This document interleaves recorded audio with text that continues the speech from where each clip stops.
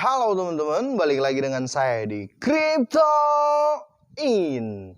Selamat pagi teman-teman semua ya. Semoga hari ini luar biasa buat kita semua. Dan buat teman-teman di rumah yang dalam keadaan kurang enak badan atau dalam keadaan sakit, saya doain cepat sembuh teman-teman ya. Biar kita bisa trading dan trading bareng terus dan lagi dan terus teman-teman ya. Dan tidak lupa juga buat teman-teman yang sudah dukung dan subscribe channel ini, sehat dan sukses selalu buat kalian semuanya. Oke, kali ini saya akan bahas mengenai berita terbaru ya yang di blow up kemarin oleh media Indonesia mengenai pelarangan kripto ya oleh OJK, teman-teman ya. Ini menjadi kontroversi, bahkan apa ya, menjadi topik utama lah ya buat pemain cryptocurrency di Indonesia. Terutama teman-teman kita ya, atau kita semua ya, apa ya, apa sih namanya, kita tertekan sedikit lah, apalagi pemain baru, karena kemarin dari sore itu banyak yang nge-DM ke saya bilang, "Bang, gimana nih?" Nah, dan rata-rata saya rincikan dan saya lihat semua itu pemain, hampir semua ya, hampir 80% yang nge-DM ke saya menanyakan hal ini itu pemain baru atau bisa dibilang baru masuk dunia kripto. Saya sampai lucu, ada yang nanya, "Bang, kalau kripto dilarang berarti saya nggak bisa deposit lagi dong?" Saya kata, "Loh, nggak bisa deposit gimana, kan kita kan menggunakan rupiah depositnya, bukan menggunakan cryptocurrency ya." Jadi saya akan jelaskan lebih detail di sini, dan silakan kita nanti ngobrol di kolom komentar teman-teman ya, biar kita, siapa tahu kita bisa dapatkan jawaban yang lebih fakta dan lebih real. Oke, langsung saja teman-teman ya. Oke, dan seperti biasa kita cek dulu ya market di pagi ini ya, biar agak gimana gitu ya di coin favorit saya. Oke. Ya, semoga ada peningkatan lah ya. Soalnya di awal tahun 2022 ini banyak banyak berita-berita yang nge-hate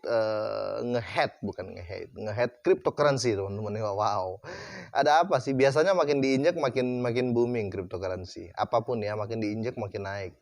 Oke, kita lihat di sini pasar ya, semoga akan stabil terus teman-teman ya. Semua prediksi di luar itu semoga nggak itulah ya, nggak sampai separah-parah amat untuk cryptocurrency. Oke, langsung saja kita ke beritanya, berita dalam negeri tentunya. Oke, berita ini saya ambil dari mbusiness.com teman-teman ya. Perhatian, OJK larang lembaga jasa keuangan jualan aset kripto. Oke, jadi kita baca baik-baik. Perhatian, OJK larang lembaga jasa keuangan. Oke, lembaga jasa keuangan jualan aset kripto. Jadi lembaga jasa keuangan ini apakah yang milik negara atau swasta? Jadi saya agak penasaran dengan judulnya. Jadi kita baca sama-sama teman-teman ya. Oke, OJK atau Otoritas Jasa Keuangan dengan tegas telah melarang lembaga jasa keuangan untuk menggunakan atau memasarkan dan atau memfasilitasi perdagangan aset kripto atau cryptocurrency. Oke.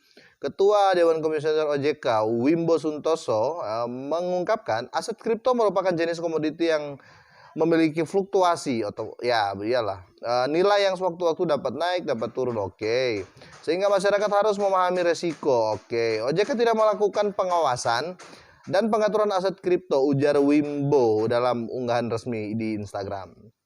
Wimbo melanjutkan, pengaturan dan pengawasan aset kripto dilakukan oleh Badan Pengawas Perdagangan Berjangka Komoditas atau Bapeti, Kementerian Perdagangan.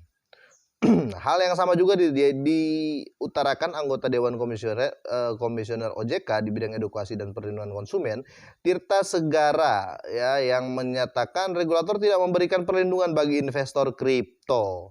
Pasalnya, kripto jauh berbeda dengan aset investasi lain seperti saham, obligasi atau reksadana. Tirta mengatakan sejauh ini teman-teman ya, belum ada perlindungan sebab OJK tidak meregulasi aset kripto. Cryptocurrency aset itu tidak diatur dan tidak pula diawasi oleh OJK. Iya, karena peer to peer teman-teman ya, cuma antara kamu dan saya, nggak ada orang ketiga. Oke, itulah blockchain. Jadi kami pun tidak memiliki kewenangan untuk memberikan perlindungan bagi konsumen aset katanya kepada bisnis. Oke, jadi begini teman-teman. Menurut saya pribadi, saya sudah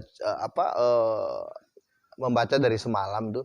Jadi gini, yang dilarang di sini adalah lembaga keuangan yang 80% itu milik negara. Oke, paham teman-teman ya. Contoh nih, ada bank ya, ada bank yang kalau kita mau nabung kripto itu bisa. Nah, itu dilarang gitu loh ya. Contoh nih, contoh kita ke Mandiri. Tiba-tiba ada fasilitas oh bisa nabung kripto di sini. Nah, itu dilarang. Oke, itu yang dimaksud pertama teman-teman ya. Terus penggunaan ya lembaga-lembaga kayak fintech ya, finansial teknologi ya, kayak Link aja, kayak BRI Link, kayak OVO mungkin, atau mungkin Bukalapak mungkin, pokoknya fintech-fintech itulah, dan marketplace Indonesia ya. Mereka di situ contoh nih, oh bisa bayar pakai Bitcoin loh, kalau bayar pakai kripto Shiba nanti bunganya sekian. Nah, itu semua yang dilarang teman-teman ya, karena sudah masuk di area perdagangan menggunakan kripto itu nggak bisa. Memang saya juga bukan setuju, tetapi ya memang nggak harus seperti itu karena bahaya dengan potensi nilai rupiah kita gitu loh teman-teman ya. Akan berbahaya dengan rupiah kita. Jangan berpikir untung pribadi ya kalau menurut saya ya. Karena yang nggak main kripto ketika rupiah hancur akan susah juga ya. Keluarga-keluarga kita di luar yang nggak main dan masyarakat akan susah lah. Intinya akan susah ya.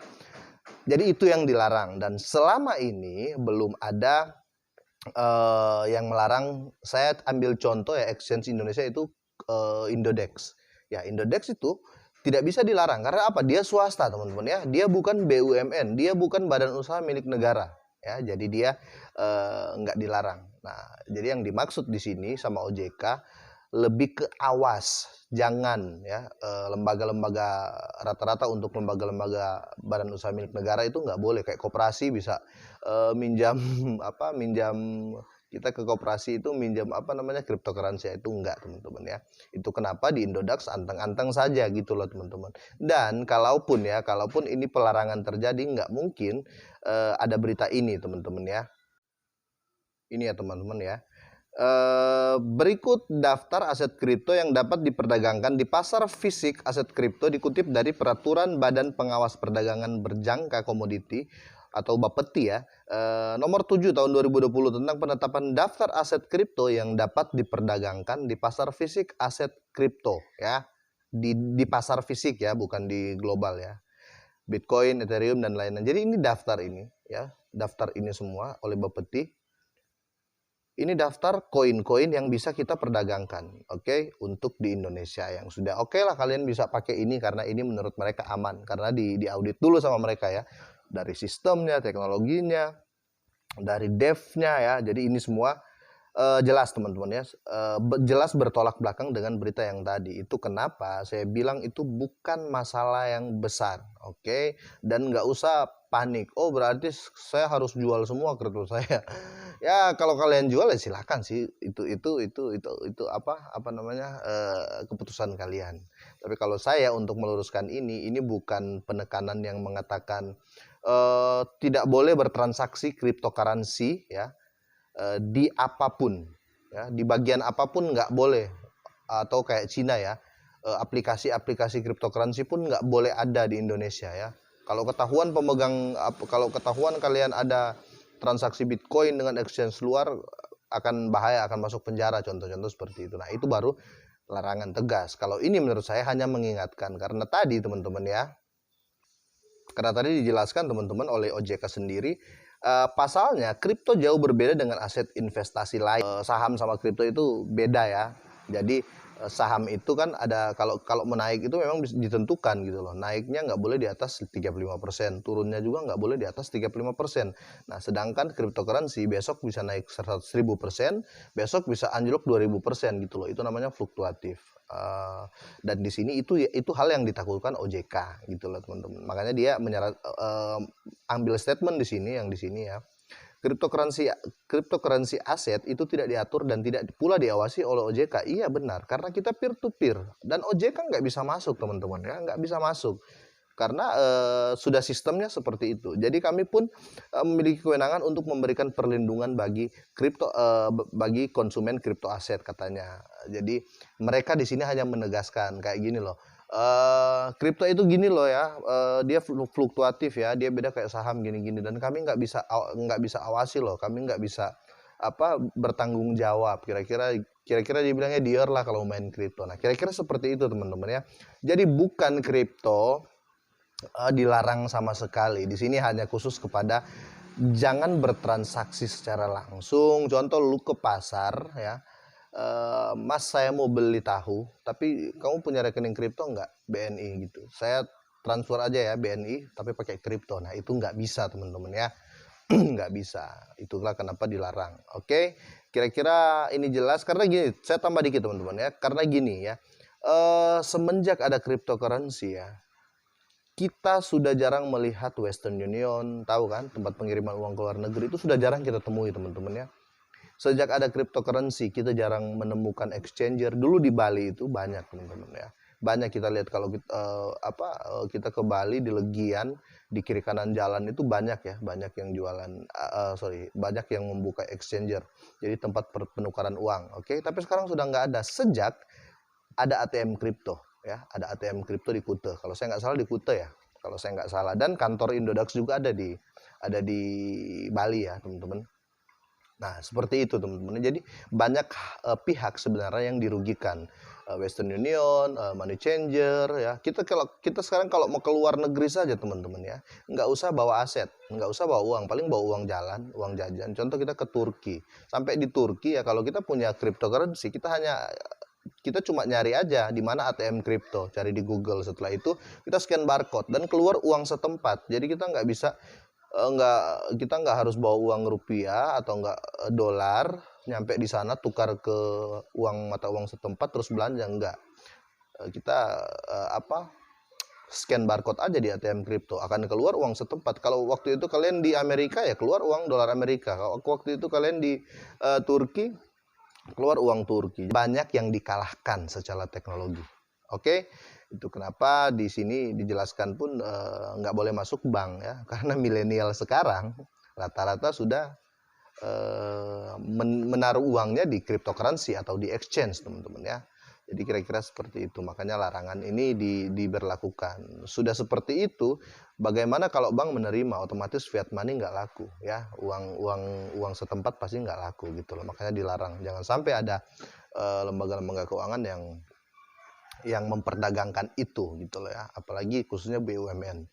Oke, kira-kira seperti itu teman-teman. Sudah banyak bicara saya, semoga ini bermanfaat. Dan kalau bermanfaat silahkan di-share teman-teman. Dan jangan lupa juga subscribe, silahkan nyalakan loncengnya biar kita dapat notifikasi dan berita terupdate dari Crypto In. Oke, itu saya teman-teman. Sehat dan sukses selalu buat kalian semua. Selamat pagi.